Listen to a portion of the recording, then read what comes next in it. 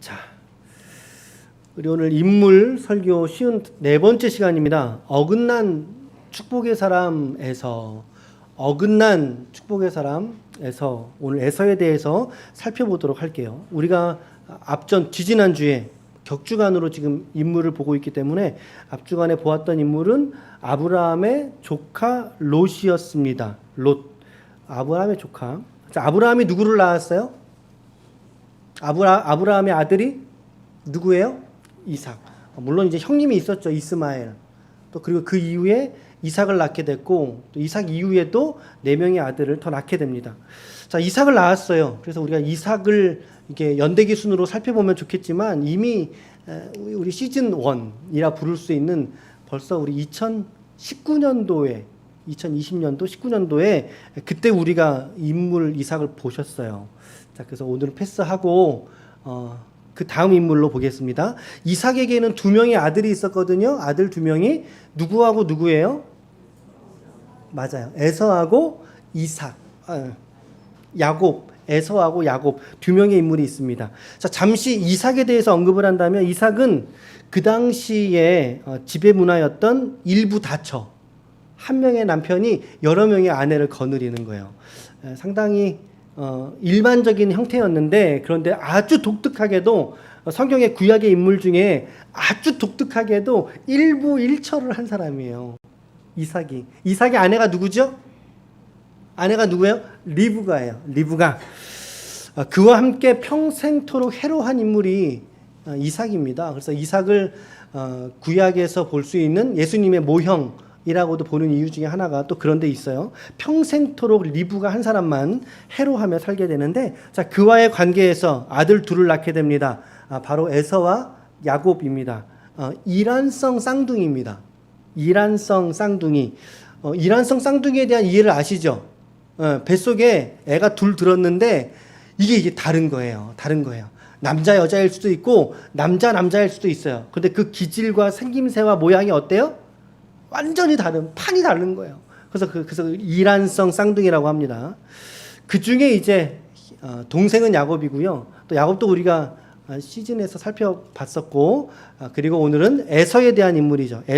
에서와 야곱인데, 자, 에서라는 이름은 그 뜻이 몸이 붉다, 좀 특별히 좀 붉게 태어났나 봐요. 붉다라고 하는 의미에서 에서라고 이름을 했고요. 그 이름의 뜻 중에는 파생된 단어가 겨루다 이런 뜻을 가지고 있어요. 그래서 그랬는지 이 에서는요, 에돔이라고 하는 이스라엘의 역사 속에서 계속 늘 언제나 견제의 대상이었어요. 꼭 와서 때리고 전쟁을 일으키고 전투를 벌이고, 에돔이라는 족속, 그 족속의 조상이 됩니다. 에서가 에돔의 조상이다. 그는 하나님의 장자권을 경시했어요.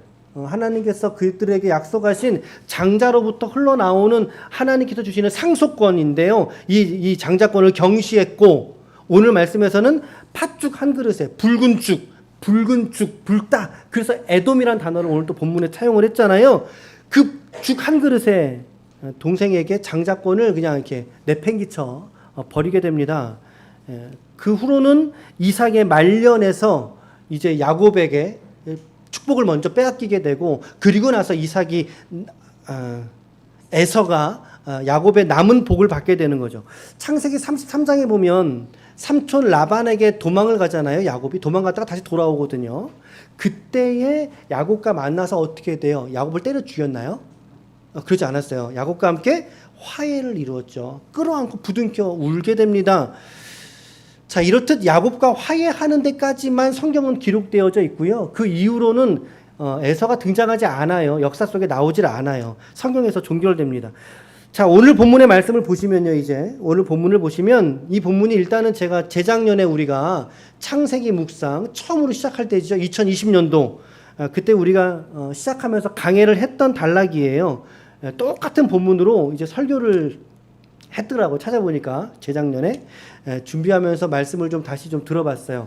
어떻게 설교했나 이렇게 들어봤는데, 어쩜 이렇게 설교했을까? 은혜를 받았어요. 남편 자랑은 팔불출이라고 하는데, 여튼 은혜를 받았어요.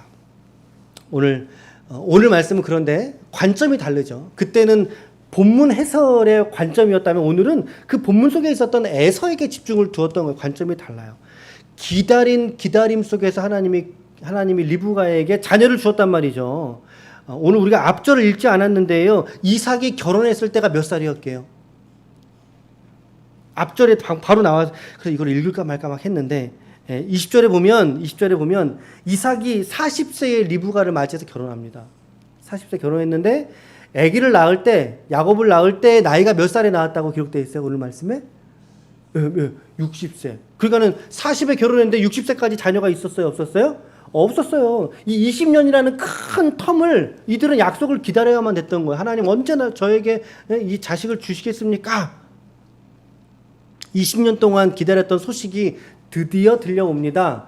이삭이 리브가를 위해서 하나님께 기도했다라고 되어 있어요. 자, 자녀를 잉태했는데 22절과 23절 시작. 그 아들들이 그의 태 속에서 서로 싸우는지라 그가 이르되 이럴 경우에는 내가 어찌할꼬 하고 가서 여호와께 묻자온대. 시작.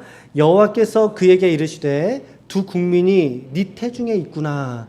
두 민족이 네 북중에서부터 나누이리라. 이 족속이 저 족속보다 강하겠고 큰 자가 어린 자를 섬기리라 하셨더라. 자, 20년 만에 출산인데요. 그것도 쌍둥이, 이란성 쌍둥이를 한 번에 두 아들을 얻었어요. 그런데 두 아들을 향한 하나님의 뜻은 어디에 있어요? 하나님의 뜻은 무엇입니까? 두 민족이 너의 태중에 있다. 그런데 한 족속이 저 족속보다 강하겠다. 근데 그 강한 족속이 누구라는 거예요? 형이라는 거예요? 동생이라는 거예요? 동생이라는 거예요. 큰 자가 어린 자를 섬기리라. 어린 자가 큰 족속이 된다라는 거예요. 자, 이 말은 지금 하나님이 이삭에게 하신 말씀이고 분명히 이 말은 이삭이 들어서 알고 있었을 것이고 이 이야기는 리브가에게도 동일하게 전달되었을 거예요. 전달되었을 거예요. 자, 큰 자가 먼저 나온 자 형입니다. 에서예요. 그가 어린 자 야곱을 섬길 거야. 섬기리라고 하나님이 나에게 말씀하셨어. 자, 그런데 이 말씀에 사실은 이삭의 바람은 무엇이었을까요? 사실 일반적으로 상식적으로 생각한다면 누가 누구를 섬기는 게 맞는 거예요? 작은 자가? 그죠? 어린 자가 큰 자를 섬기는 게 맞는 거예요. 그게 맞는 도리잖아요. 동생이 형을, 자식이 부모를 섬기는 게 당연하듯이 말입니다. 그런데 하나님은 오히려 그 둘을 향해서 야, 아니야. 상식적으로 생각하지 마. 큰 자가 되려 작은 자를 섬긴 거야. 사실은 부모 입장에서 이 말씀을 받을 때 아브라함이 냉큼 아멘, 아이고 좋습니다 주님 그랬을까요? 저는 그러지 않았을 것 같아요. 좀 불편하지 않았을까요? 불편한 마음이 들었을 거죠. 하나님 저 이거 싫어요. 그냥 순리대로 해주세요. 라고 할 수도 있을 것 같잖아요.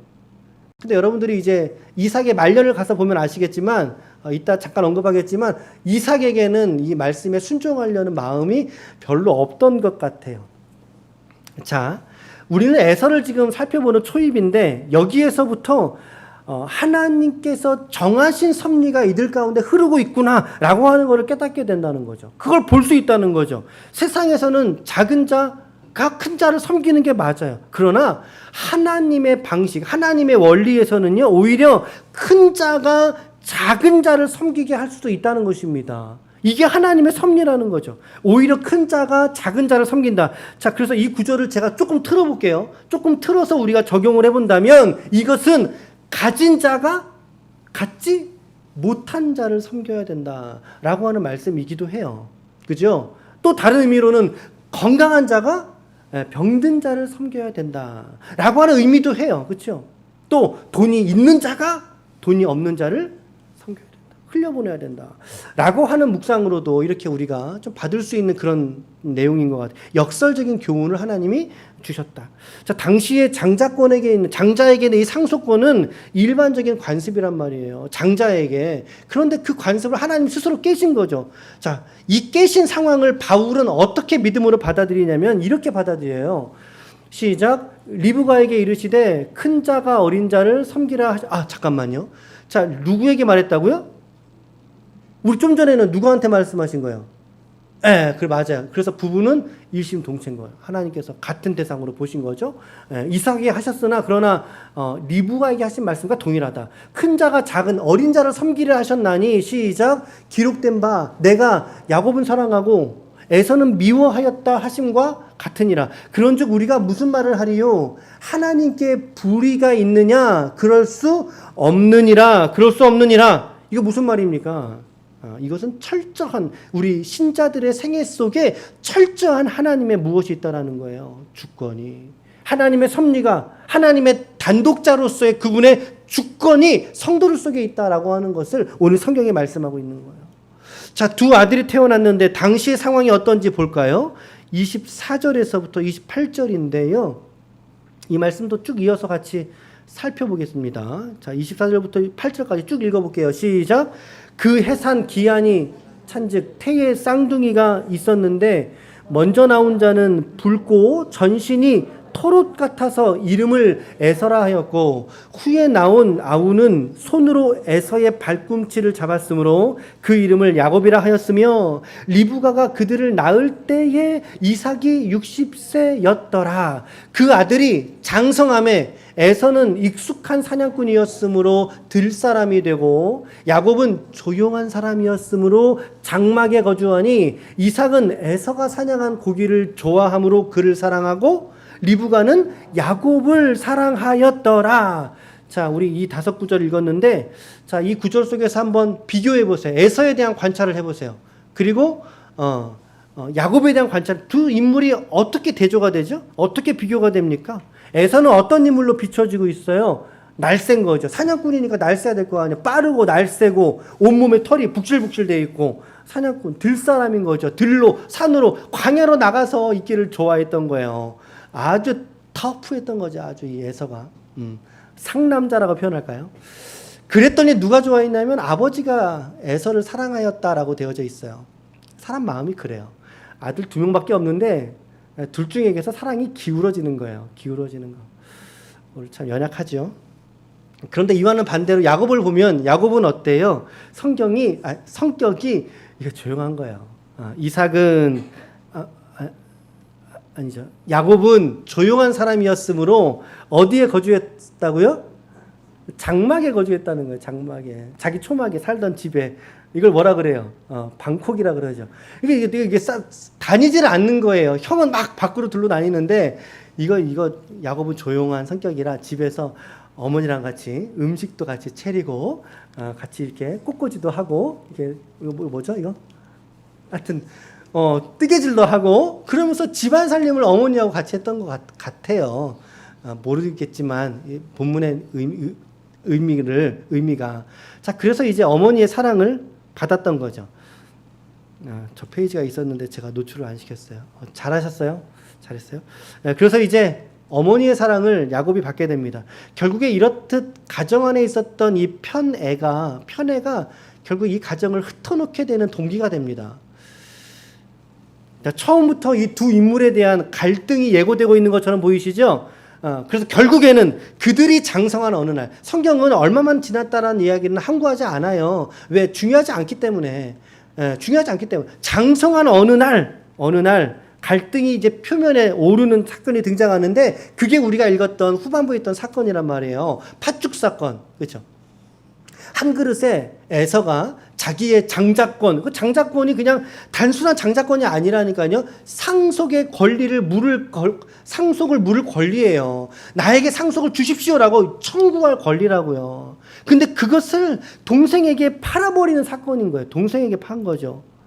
자, 이제 읽지는 않겠는데 왜 이런 사건이 일어나게 되었을까? 왜 팔게 되었을까? 한 구절만 보면 34절인데요. 시작. 야곱이 떡과 팥죽을 에서에게 주매 에서가 먹으며 마시고 일어나 갔으니 에서가 장자의 명분을 가볍게 여김이었더라. 장자의 상속의 권리를 하찮게 여겼더라 이 말입니다. 세번역에서는 이렇게 말하고 있어요. 에서가 말하였다. 이것 봐라. 나는 지금 죽을 지경이다. 지금 나에게 맏아들의 권리가 뭐 그리 대단한 거냐. 32절. 세번역으로 이렇게. 이미 에서에게서는 명분보다 뭐가 중요했다는 거예요? 그렇죠. 명분보다 실리. 다른 표현으로는 이 명분이라고 하는 것은 권리이고, 또 다른 표현으로 하나 더 묵상을 한다면 이것은 말씀이에요. 하나님이 약속하신 거 아닙니까? 그 말씀이죠. 말씀, 율법이라는 거예요. 에서에게는. 그런데 지금 그런 따위의 것들, 하나님이 뭐라고 말씀하셨든지 상관없이, 나는 상관없어. 왜? 내가 지금 배고픈 게 더 중요하니까. 명분이 밥을 먹여주냐? 이 말이죠. 야, 말씀에 순종하는 게 너에게 밥을 먹여주냐? 그 말이에요. 차라리 내가 지금 그거 너한테 팔게, 너한테 팔아줄게. 지금 나에게는 명분보다, 권리보다, 말씀보다 내 뭐가 더 급하다? 내 배가 더 급하다. 나 배고픈 게 더 급해. 마다들의 권리를 이처럼 하찮게 가볍게 여기고 말았다는 것입니다. 이 장면을 우리가 드라마로 좀 보았다면 여러분들 어떻게 좀 생각이 자, 이 장면을 조금 더 생각해 볼게요. 자, 누가 억울한 것 같지는 않으세요?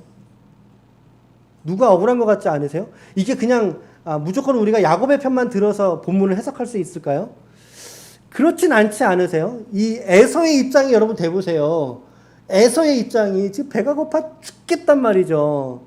근데 하나뿐이 없는 동생 놈이 자기의 그 배고픔을 이용해가지고 지금 자기를 꼬드기고 있어요. 꼬드기고 있어요. 형, 그 명분 있잖아. 나한테 좀 팔아. 근데 그냥은 내가 못 주겠거든.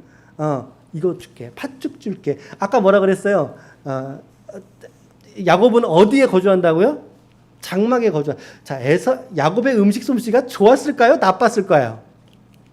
기가 막혔겠죠. 예, 그 죽에서 나는 향기가 좋았을까요? 싫었을까요?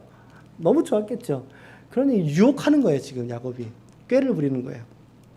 참, 형의 배고픔을 이용한 약삭빠른 인물처럼 우리가 야곱을 볼 수도 있어요. 자, 그런데 이 장면을 보는 이 신약의 해석은 좀 달라요. 에서에 대해서 다르게 평가하고 있는데 히브리서 12장 16절, 우리가 히브리서 지금 묵상 중이잖아요. 이제 이 본문도 지나갈 거예요. 자, 시작.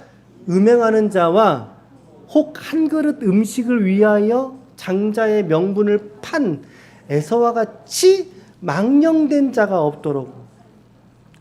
이 성경의 해석은 그러니까 어떤 거예요? 에서에게 무엇이 없었다는 것입니까? 믿음이 없었다라고 하는 걸 말하고 있는 거예요. 장자권, 상속권에 대한 믿음, 말씀에 대한 믿음, 그것이 없었다라는 거예요. 여기서 망령됐다라고 하는 헬라어 단어 의미 속에는 배신이라는 단어가 들어요. 배신, 믿음을 배신했다라고 하는 의미가 포함되어 있어요. 망령됐다라는 단어 속에. 마다들의 특권이고 자기만이 이용할 수 있는 고유한 권리였어요. 그것을 그가 신실하게 간직해내었다면 아마 성경이 좀 달라졌겠죠. 그런데 에서의 이 믿음을, 자기의 육체의 허기를 위하여 에서는 이 믿음을 버려버렸다라고 하는, 버렸다. 상속의 권리를, 상속에 대한 믿음을 자기 배를 위해서 팔아버린 사람이라고 해석을 하는 것입니다. 자, 그렇다면 오늘 우리에게 아주 중요한 교훈을 주고 있는 거예요. 오늘 우리들은 어떠세요? 오늘 여러분들은 어떠세요? 내 배를 위하여 혹시, 내 배를 위해, 내 통장을 위하여 혹시, 내 이익을 위하여 혹시 여러분들 믿음을 파는 행위에 동참하진 않으셨나요? 세상을 살아가면서 세상과 짝하려 하고 세상에서의 이익을 취하려고 오히려 우리에게 내게 말씀하신 이 장자의 권리, 성도의 권리, 그 믿음을 혹시 여러분 팔진 않으셨나요? 팔아버리고 오신 건 아니세요? 오늘 에서와 같은 이 행위가 오늘 나에게는 없었는지를 우리가 잘 살펴보아야 할 줄로 믿습니다. 이따가 적용할 때 이 내용도 좀 이렇게 다루면서 넘어갈게요. 자, 에서에게 이런 일만 있던 게 아니에요. 장자의 명분도 판 것만이 일이 아니라 성경은 다른 에피소드를 하나 더 첨가하고 있어요. 그게 26장 34절, 35절에서 자, 에서가 40세에 헷족 속 부에라의 딸 유딧과 헷족 속 엘론의 딸 바스맛을 아내로 맞이하였더니 시작. 그들이 이삭과 리브가의 마음에 근심이 되었더라. 자, 일단 뭐 결혼한 나이는 지금 보니까 40세네요. 이삭이 몇 세에 결혼했다 그랬어요? 아버지하고 같은 나이에 결혼한 것 같아요. 근데 그가 믿음을 버렸다. 아브라함에게 주었던 하나님의 장자권, 축복을 버렸다. 라고 하는 것을 지금 이 에피소드가 뭐라고, 어떻게 증명하고 있습니까? 그의 결혼에 관한 모습에서도 이걸 말하고 있는 거예요. 자, 누구랑 결혼했어요? 누구랑 했어요? 족속, 헷족속은 가나안 지방에 살고 있던 토착 민족이고요. 이스라엘의 입장에서 봤을 때는 이방인입니다. 이방인입니다. 조금 더 구체적으로 예수 믿지 않는 사람이라는 거예요. 않는 사람. 유딧과 바스맛을 아내로 맞이하게 되는, 그러므로 그들의 부모인 이삭과 리브가의 마음에 뭐가 되었다는 거예요? 근심이 되었다는 거예요. 나이가 40이 먹었는데 40세에 결혼했는데 부모의 마음에 근심을 끼치는 결혼을 이렇게 스스로 자행하더라는 거죠. 물론 28장 말씀에 가면 자기 친족인 마할랏을 아내로 맞이하게 되는 장면도 등장해요. 아마도 맞지 못해서 결혼했겠죠. 너 어떻게 그렇게 외간 여자들 데려와서 결혼했겠니? 결혼했니? 여기랑 결혼해야지. 그러나 그의 첫 결혼의 상대는 이방인이었다라고 하는 거죠. 이것은 바로 하나님이 금하신 제도를 어긴 거기 때문에 이것은 죄가 될 수 있는 것입니다. 그들에게 있는 치명적인 죄는 바로 우상숭배입니다. 이 해적 속에 있는 치명적인 죄는 왜 결혼하면 안 되느냐? 그들이 갖고 있던 우상과 만나기 때문이에요. 우상과 만나기 때문에 하나님을 믿는 유일신 신앙이 우상으로 말미암아 폄하되잖아요. 그게 없어져 버리잖아요. 그래서 하나님이 그토록 이방인들과의 결혼을 이렇게 금지시킨 거 아니겠어요? 40세에 결혼했는데 이 말씀 모르고 결혼했을까요? 모르고 결혼했을까요? 아니죠. 알고 있었어요. 자기도 유대인이고 아버지에게 들었던 그 이야기를 통해서 알고 있었어요. 그런데 하나님의 말씀을 알고도 오늘 에서는 순종하지 않았던 거예요. 아마 무지 예뻤던가 봐요. 이 두 사람이 눈에 보기에 좋은 대로 결혼을 했던 거죠. 자, 부모의 뜻을 어기고 있었는지를 보여주는 대목이 하나님을 떠나 있었고 말씀에 순종치 않고 부모를 떠나 있었던, 정서적으로 떠나 있었던 에서의 삶을 보여주는 대목이에요. 자, 이 사건 이후로 또 시간이 또 한참 흘렀어요. 추측컨대 에서와 야곱이 적어도 70대, 80대 중반.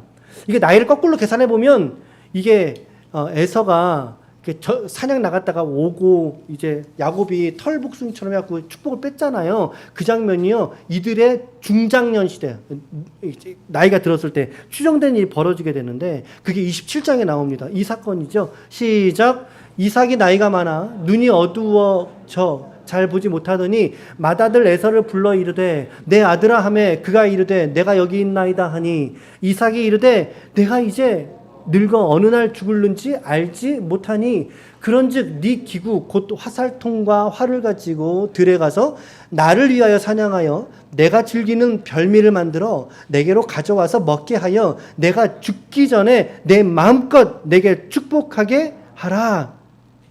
끝이네요. 내게 마음껏 축복하게 하라. 이게 지금 이삭이 나이가 들어서 지금 약간 총명이 어두워진 상태일 수도 있어요. 왜냐하면 하나님의 말씀에 뭐라고 되어 있어요? 큰 자가 작은 자를 섬기리라. 그러니까 그 축복을 누구에게 하는 게 맞는 거예요? 작은 자에게 하는 게 맞는 거거든요. 근데 지금 이삭은 지금 그럴 겨를이 뭐가 없어요. 큰 자가 작은 자를 섬기리라. 그런데 정작 자신은 누구를 축복하고 싶었던 거예요? 에서를, 큰 자를 축복하고 싶었던 거예요. 하나님, 우리 상식대로 합시다. 한 번 더 기도하고 결정했다면 어떻게 되었을까 싶어요. 자, 그런데 여기서 그의 아내인 리브가가 어떤 역할을 하게 됩니다. 그게 이 본문의 5절에서부터 27절까지 쭉 이게 이야기가 흘러가는데요. 간단하게 말하면 어떤 일이 벌어지죠? 에서가 잡으러 나간 사이에 야곱을 얼른 부릅니다. 야곱을 얼른 불러서 야곱에게 형 에서처럼 털복숭이처럼 만들고 그가 갖고 있던 옷을 입히고 그의 냄새와 향기를 풍기게 하는 거예요. 결국에는 이삭이 눈이 어두워 잘 못 보잖아요. 그래서 그를 에서인 줄로 착각하고 장자권의 축복을, 그 상속권을 야곱에게 모두 부어줍니다. 야곱의 축복을, 이삭의 축복을 야곱에게 부어줍니다. 그냥. 그게 27절, 8절, 9절인데요. 자, 이 말씀 이삭의 축복이에요. 성경에 이삭의 축복도 있고 야곱의 축복도 있는데 이 본문은 이삭의 축복이에요. 우리가 잘 들었던 구절인데 한번 이 말씀 저 여러분들 믿음으로 받으면서 고백할 수 있기를 바랍니다. 자, 29절까지 시작. 그가 가까이 가서, 잠깐만, 여기에서의 지금 그는 누구예요? 그가 가까이 가서 갈 때 누구예요?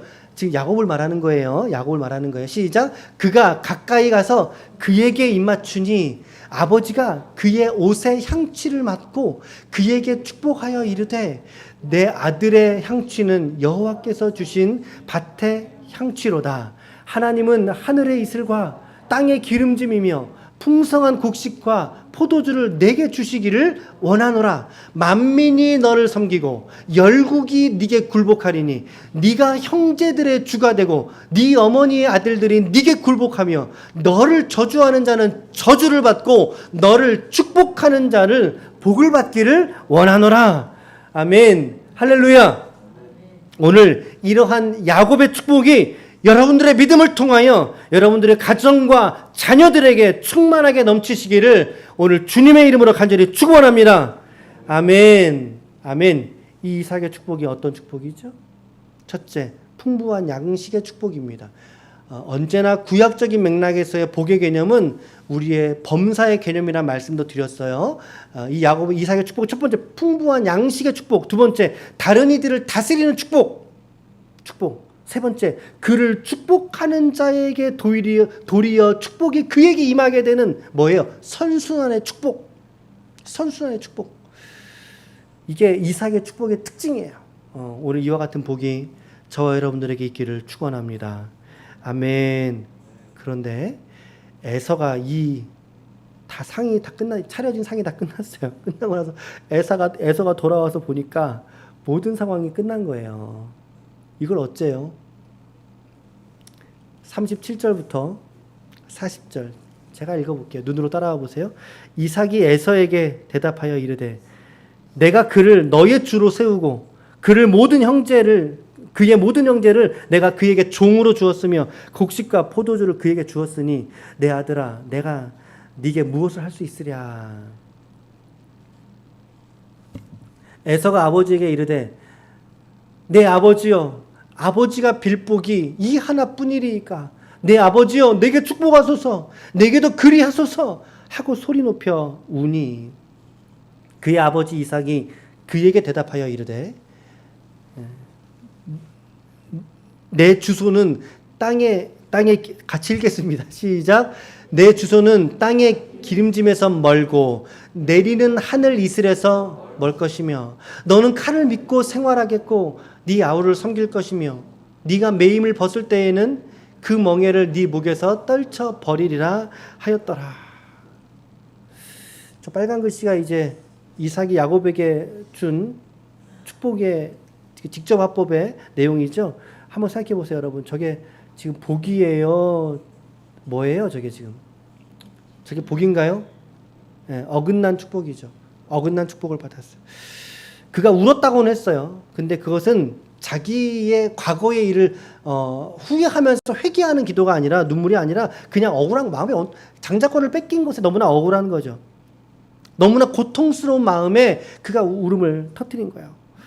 그러나 오히려 에서가 받는 것은 이처럼 축복이 아니라 사실은 아주 고통스러운 삶이 너에게 있을 거야. 그 결과를 맞이하게 될 거야. 너는 칼로 살게 될 거야. 그래서 에돔 족속은 평생토록 이스라엘과 칼로 전쟁한다니까요. 결국에는 하나님의 예비하신 복이 그에게서 떨어져 나가버리게 됩니다. 에서에게서 떨어져 나가게 돼요.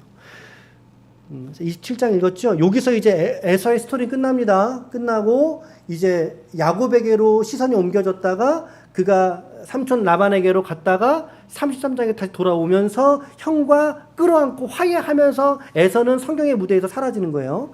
자 오늘 적용은 오늘 그 금요일 날 우리 기도문 형식으로 우리가 하잖아요. 금요일 저녁에 오늘 좀 그처럼 해볼게요. 오늘 기도 제목 같은 걸로 한번 같이 적용해 볼게요. 적용 기도 첫 번째 시작. 하나님의 주권을 고백하게 하소서. 아멘. 오늘 여러분들의 삶 속에 하나님의 섭리와 하나님의 주권이 도도하게 흐르고 있는 줄로 믿습니다. 이것을 하나님의 섭리라고 말하는 거예요. 우리 신자들은 우리에게 주어진 삶의 상황들은 다 달라요. 정황들이 다 달라요. 그것을 주목하면서 살아가는 게 성도들의 삶이 아니라 오늘 우리는 우리의 삶의 환경에서도 누구를 주목하는 거예요? 하나님을 주목하는 거예요. 하나님의 무엇을? 우리 하나님 좋으신 하나님이죠.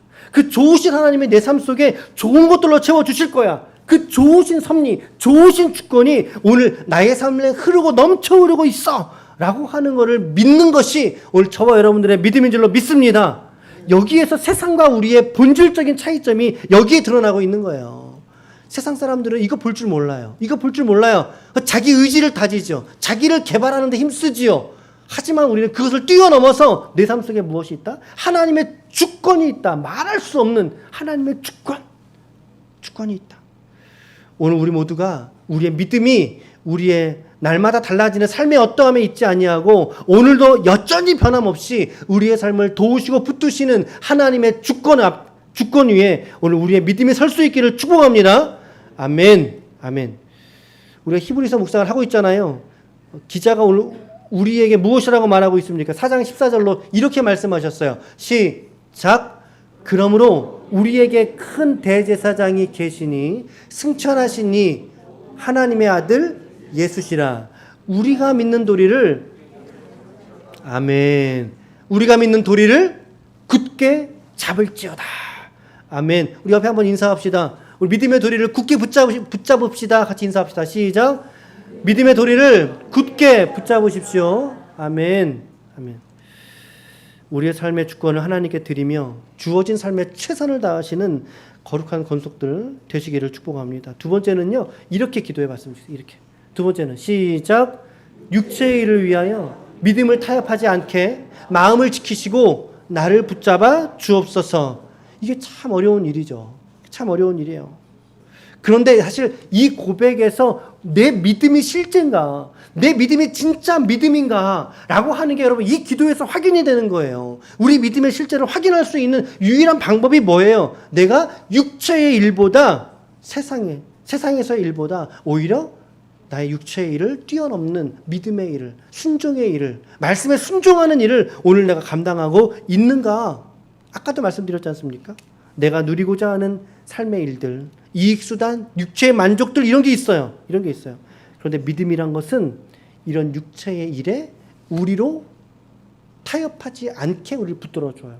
그 육체의 일보다 더 중요한 우선순위의 일들이 있다. 말씀이죠. 순종이죠. 믿음이죠. 우리를 붙드시는 하나님을 신실하게 믿게 하는 것이, 붙드는 것이 믿음이라는 것입니다. 우리가 여러분들이 계속해서 지금 히브리서 묵상 중에 우리가 있는데 히브리서 11장 어떤 장이죠? 어떤 장이라고 별명이 있어요. 예, 믿음장이라고 불러요. 믿음장. 우리 이제 믿음에 대해서 이야기를 나누실 텐데 상당히 중요한 거예요. 믿음이란 무엇이냐? 믿음이란 무엇이냐? 과연 믿습니다라고 하는 게 믿음이냐? 믿음이란 무엇이기에 그 믿음이 육체의 일들, 우리의 만족을 구하는 일들보다 더 중요한 것이 될 수 있느냐는 거죠. 잘하고 계세요. 계속 고민해 보시길 바라요. 이 고민이 우리를 성숙하게 만들어요. 성장하게 만들어요. 믿음이란 무엇입니까? 하나님. 일단 힌트를 드린다면 믿음은 능력이 아닙니다. 믿음은 어떤 파워가 아닙니다. 믿음은 관계 용어입니다. 철저하게. 관계 용어라는 사실을 잊지 마십시오. 요 이야기는 또 다음에 또 좀 더 우리가 나눠야 되니까 넘어가면 마지막 세 번째입니다. 세 번째 기도 시작. 하나님의 축복의 약속을 끝까지 붙잡고 나의 삶과 가정에 흐르게 하시고 그것을 누리는 세대가 되게 하여 주옵소서. 아멘. 하나님의 축복에는요 특징이 있어요. 여러분 특징이. 그건 바로 살아있는 복이라는 거죠. 죽어있는 복이 아니에요. 나만 혼자 받고 나 혼자 누리는 복이 아니라는 거예요. 하나님의 축복은요 전염시켜요. 전염이라는 표현이 좀 부정적인가요? 전파시킨다는 거예요. 전파라는 말은 내 의지가 들어가서 복음을 전했다는 뜻이고, 전염이란 말은 그 삶 자체가 말하지 않아도 누군가에게 영향력을 끼친다는 뜻이겠죠. 그렇죠? 하나님의 복은 전염이 되고 전파가 된다는 사실이에요. 가만히 있지를 않아요. 왜? 살아있기 때문에. 내 자식에게, 우리의 육신의 자식들에게, 그리고 우리의 부모님들에게 내가 사랑하는 교우들, 동기들에게 이 복이, 이 은혜와 생명이 흘러가게 되어져 있다라는 거예요. 우리가 지난 금요일 저녁에도 우리 멜기세덱을 살펴봤어요. 여러분들이 멜기세덱 상당히 중요한 인물인데 이게 멜기세덱 누구예요? 물어보면 글쎄 몇 프로나 대답할 수 있으실까요? 멜기세덱이 누구예요? 그래서 금요일 저녁에 말씀 한번 좀 들어보셨으면 좋겠어요. 멜기세덱에 대해서 한번 이렇게 정리를 한 내용인데 그 내용 보면서 마지막 기도 제목이 뭐였냐면 아브라함이 멜기세덱에게 예물을 드리고 전쟁에 감사하는 예물을 드리고 그 멜기세덱은 아브라함에게 복을 빌어주거든요. 축복을 불어주거든요. 그 복이 오늘 우리에게 흐르고 가족들에게 흘러서 그 복을 누리는 가정이 되게 하소서. 우리 금요일 밤에 함께 기도했다고요. 오늘도 같은 맥락으로 여러분들이 기도하기를 원하는 거예요. 여러분, 하나님이 주신 복은 신령한 복이요, 영적인 복, 신령한 복이요, 또한 우리의 삶의 리얼 진짜 복입니다. 진짜 복. 그렇게 이 복을 나 혼자 먹고 누린다면 그것이 어찌 진짜 복이 될 수 있겠습니까? 그렇죠. 제한적이고 한계가 있는 복이죠. 하나님의 복은 공유할수록 진짜 복이 되는 줄로 믿습니다. 아멘. 동의하십니까? 하나님의 축복은요, 우리 지체들과 공유할수록 진짜 복이 되는 거예요. 오늘인가 어젠가 우리 그 미디어 유튜브 뭐 올리잖아요. 하는데 거기 이제 슬기로운 신앙생활이라고 이제 카테고리를 하나 만들었어요. 거기 우리 초신자분들이 질문하는 것들에 대해서 답변할 수 있도록 했는데 또 누군지는 모르는데 어떤 분이 댓글을 달렸어요. 문자로 보내려고 이렇게, 그게 뭐 앞뒤 문장 없이 그냥 딱 그 내용만 이렇게 댓글로 달려 있더라고요. 그래서 이 내용을 누군가에게 필요한 분에게 문자로 전달시키려고 하시는가? 그런 마음이 들었어요. 이분 잘하고 계신다. 그런 생각이 들었어요. 여러분, 하나님의 복은요, 여러분들의 주위의 사람들과 함께 공유해질수록 커져가고 공유해질수록 넘쳐나는 복이 될 줄로 믿습니다. 하나님의 복의 특성이라는 거죠. 살아있기 때문에. 오늘 우리 지체들과 가정 가운데 이 복이 전염되고 전파될 수 있기를 축복합니다. 에서는 받지 못했으나 오늘 우리는 에서와 같이 하지 않음으로 인해서 오히려 야곱의 축복이 우리 지체들의 삶에 충만하게 넘쳐나기를 주님의 이름으로 간절히 축원합니다. 축원합니다. 아멘. 아멘. 우리 이 시간에 같이 함께